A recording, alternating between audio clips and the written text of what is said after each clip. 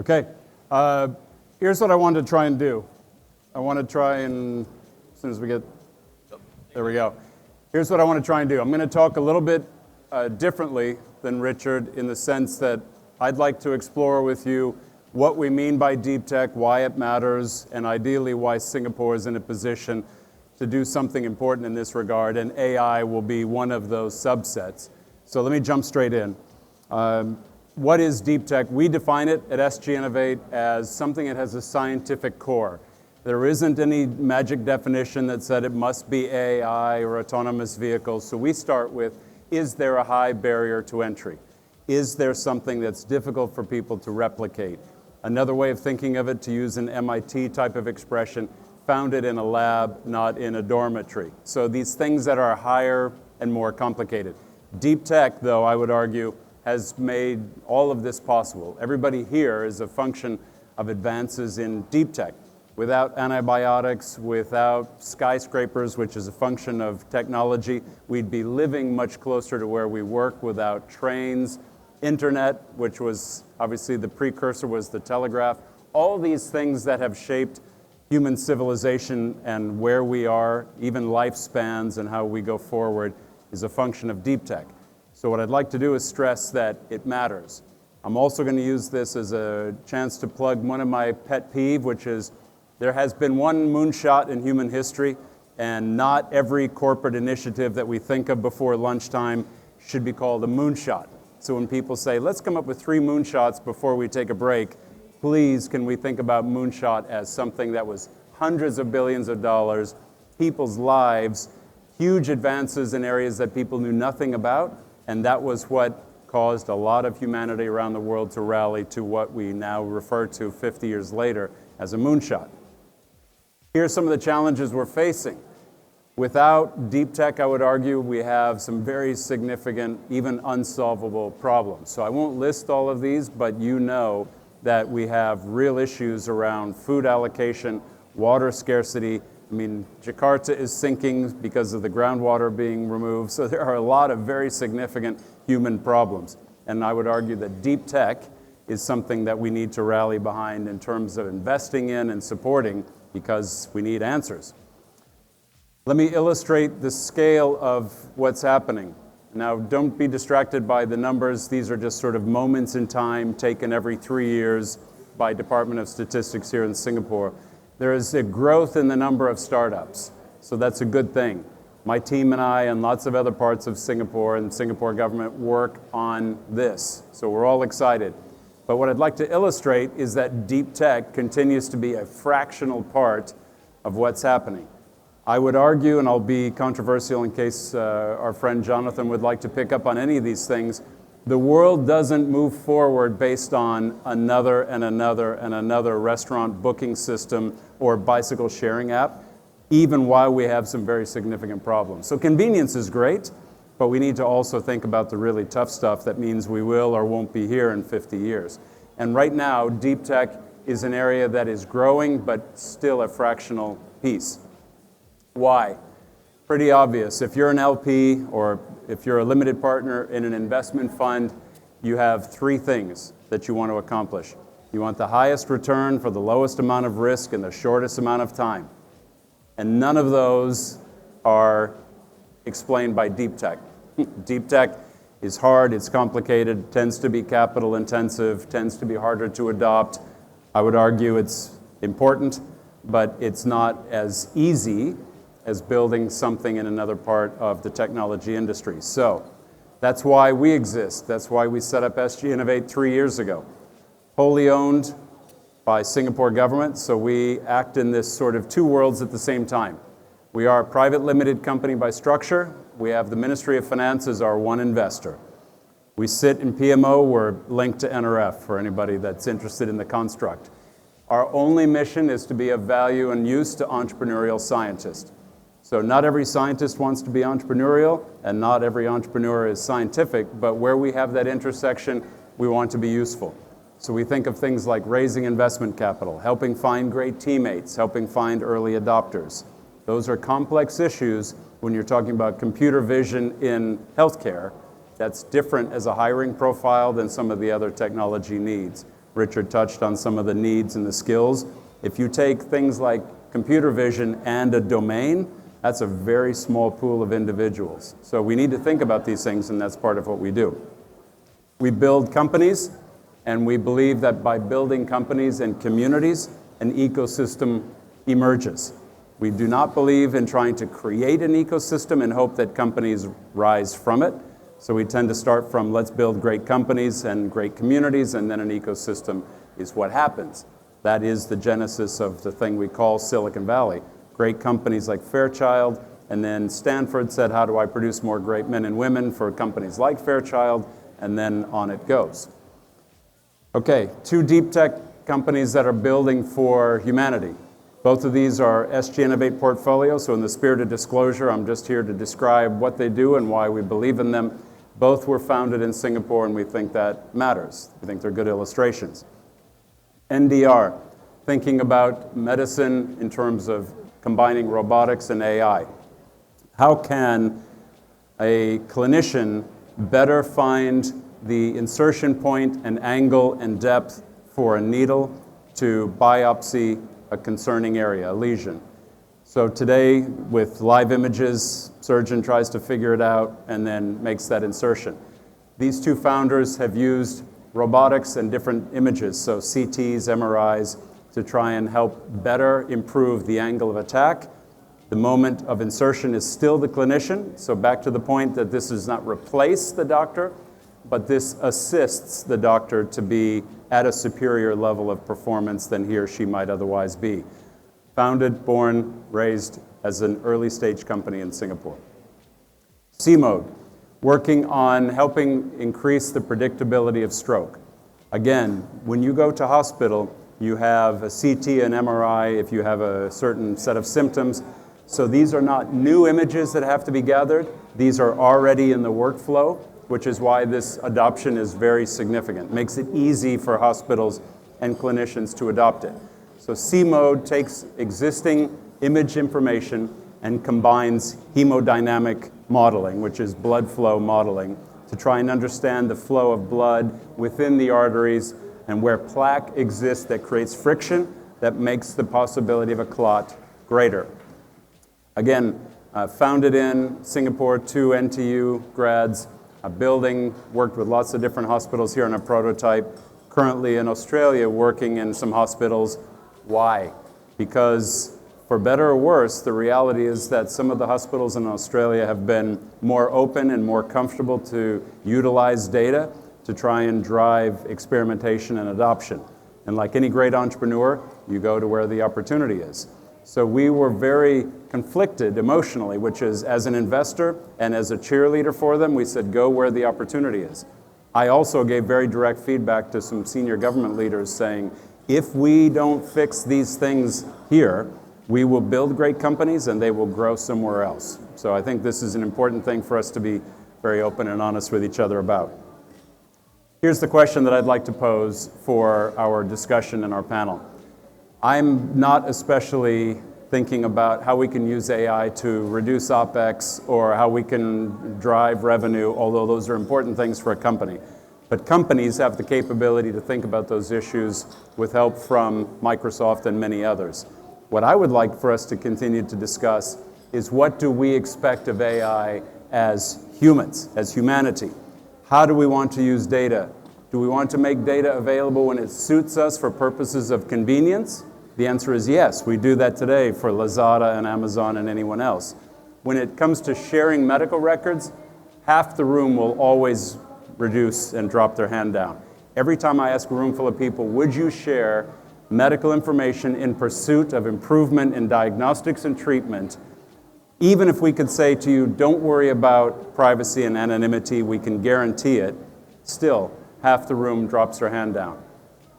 So when we think about AI, I come from the school that says, inevitable, we ought to embrace it. We have too many problems to solve not to do that.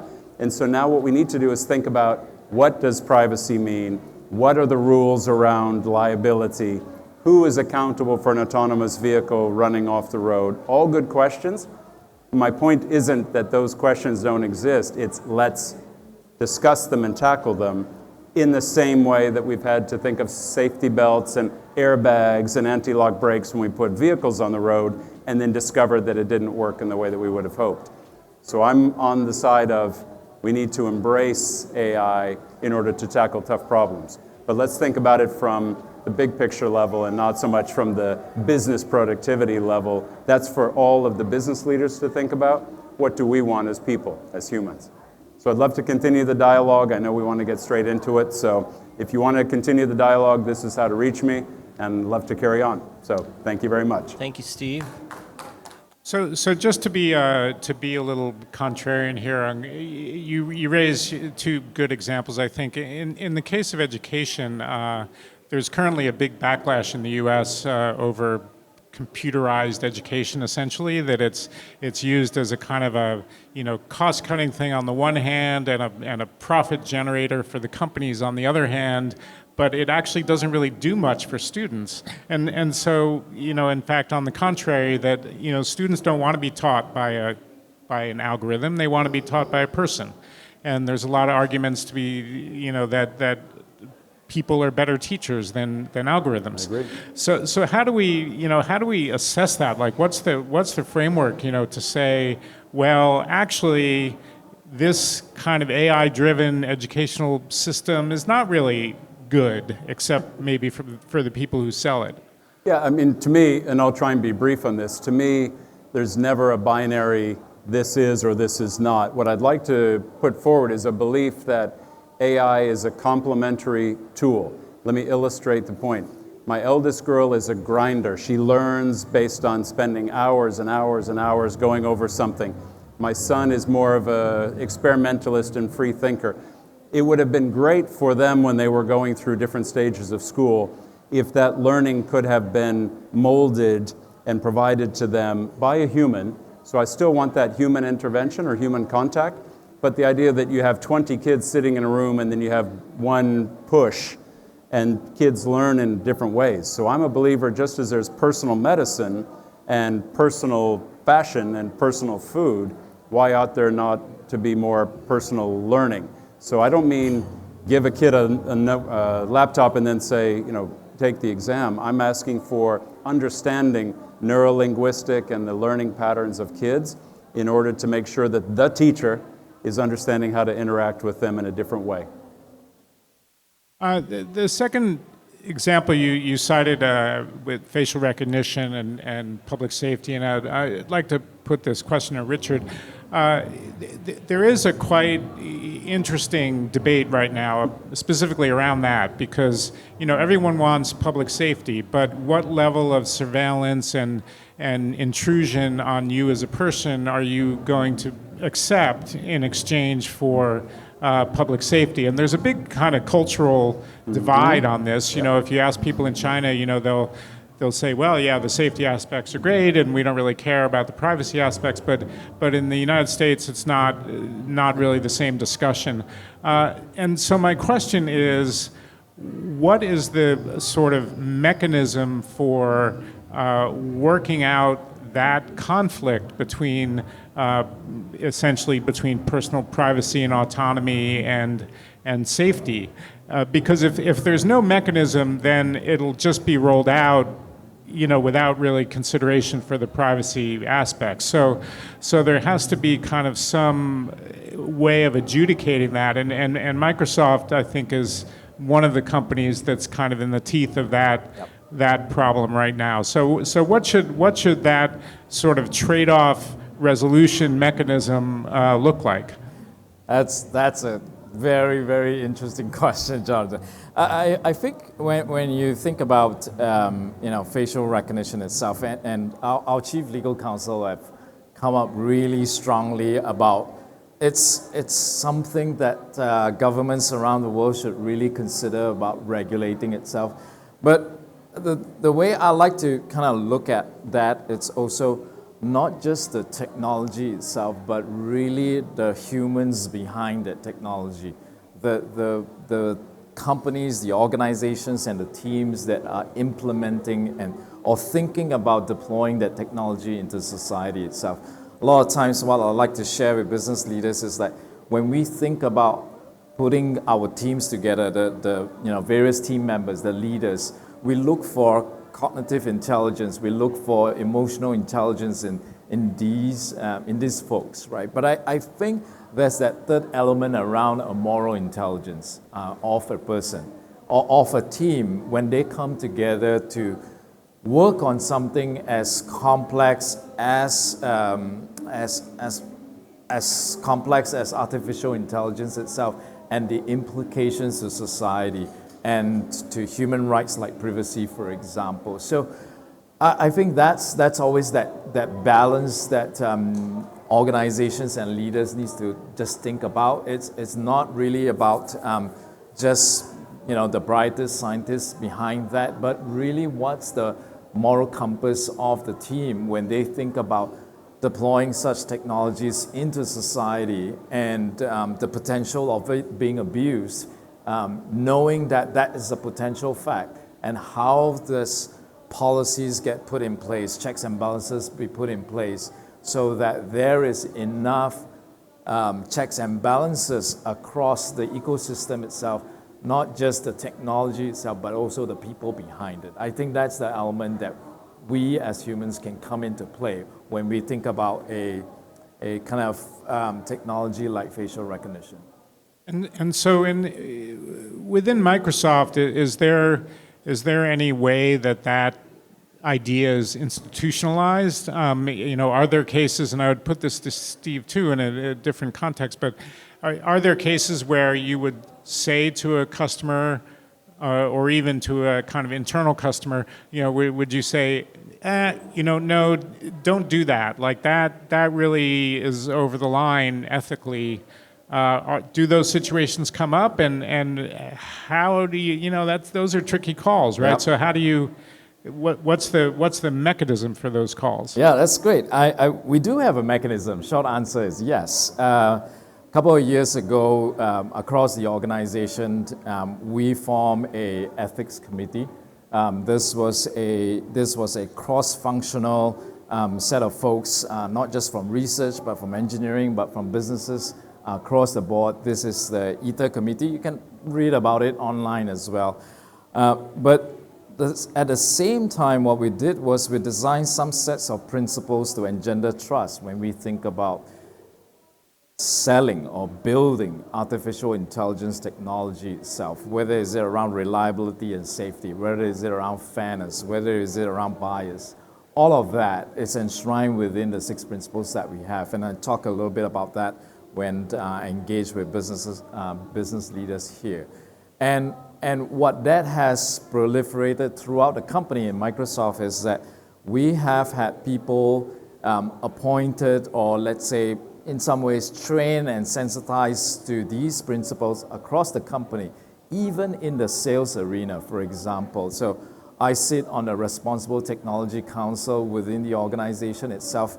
And when we look at potential customer deals that are using our AI technologies, we do want to ensure in some certain form or factor that it is for responsible use and it's not going to be abused. So it's a very tricky line, and we're still navigating through that experiences and mechanism, if you will. But I think we are learning a lot in the way we have those conversations with our customers, with our partners, but also internally within Microsoft as well. So I think that's been a very good learning journey for us, and we'll continue to do so because customers are leveraging our technology. And when we think about that, we really want to know that they are also leveraging it for the betterment of society, the betterment of their businesses or things like that. So this has become a lot more institutionalized within the company right now, and we're sharing that quite a fair bit with the community that we engage with here, for example. So Steve, in terms of either funding companies or advising companies that you fund, do you have a way of kind of reviewing the ethical soundness of what people are doing? We take a lot of reference from what's already available. I mean, PDPA here, the Personal Data Protection Act, gives a framework. The Government Instruction Manual gives a framework. So there's lots of frameworks already in Singapore and in other countries. There are equivalents around personal data protection, primarily business to consumer, not so much business to business. But I met with an entrepreneur yesterday who said, I would like to build a facial recognition team that then is focusing on enhancing shopping experience. And he said, wouldn't it be amazing, because everybody knows you get geo-fenced, like if you're walking through 313 or the Ion and you go past a certain store, sometimes you can get a ping saying, there's a 5% offering in this particular place. He wants to do that for facial recognition.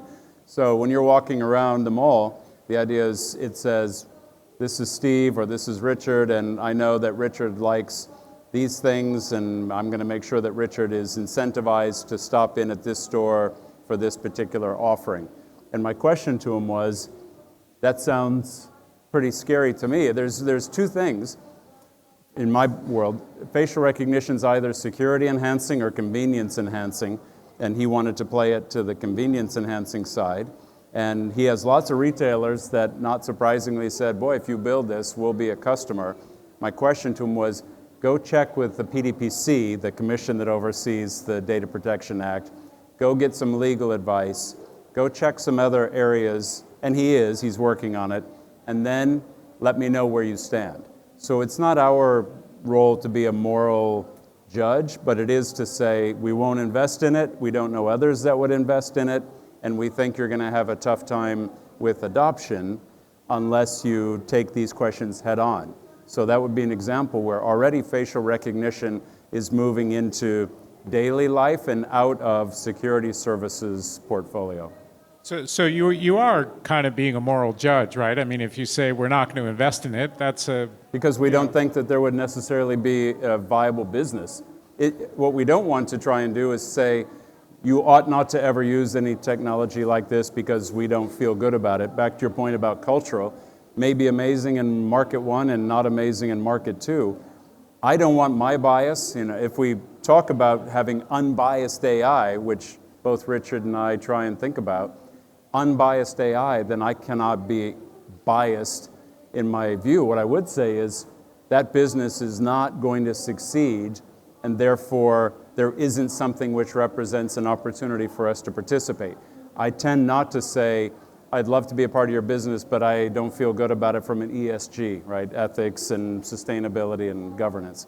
So we try to look at it from, are we enabling an entrepreneur? Now, clearly, if they said I want to engage in weapons of mass destruction or chemicals, or there are boundaries, but I don't know that facial recognition isn't widely accepted by any particular population. Because if we've traded a lot of our data to get convenience from Amazon, is it a logical step to say when I walk through the mall, I'd like people to ping me with special advertising? There's some number of people in the population that would say, count me in which case then I'd argue to him, have an opt-in, opt-out policy. You couldn't scan everybody and then say every human being that walks into the Ion will get something. That's not ethical. So I try not to put myself in that position, but instead approach it from, here's 3 questions that I would think about if I were in your shoes. And then we can have another conversation. And that's the great thing. I'd just like to jump in here, Jonathan. It's starting that conversation to the entrepreneur to really think about not just the technology itself, but really some of the implications that it can bring. And I think that's that kind of discussion, that's that kind of conversations that we really need to have. Do you think there's a, we're all kind of old guys up here, but is there a generational component to the concerns about this? And you could think about that in 2 different ways. So on the one hand, I think younger people tend to be generically more comfortable with new technology, less hand-wringing about the possible consequences. But on the other hand, there is it's certainly true in Silicon Valley right now, where a lot of younger employees of big tech companies are really demanding that the companies, Microsoft included, that the companies do a lot more on the ESG front, as to use the acronym there. So that generational thing maybe plays both ways, and I'm just curious if either of you have observed that kind of divide in how people are responding to AI and other types of very advanced technology? Yeah, I mean, how many people are afraid to use a train?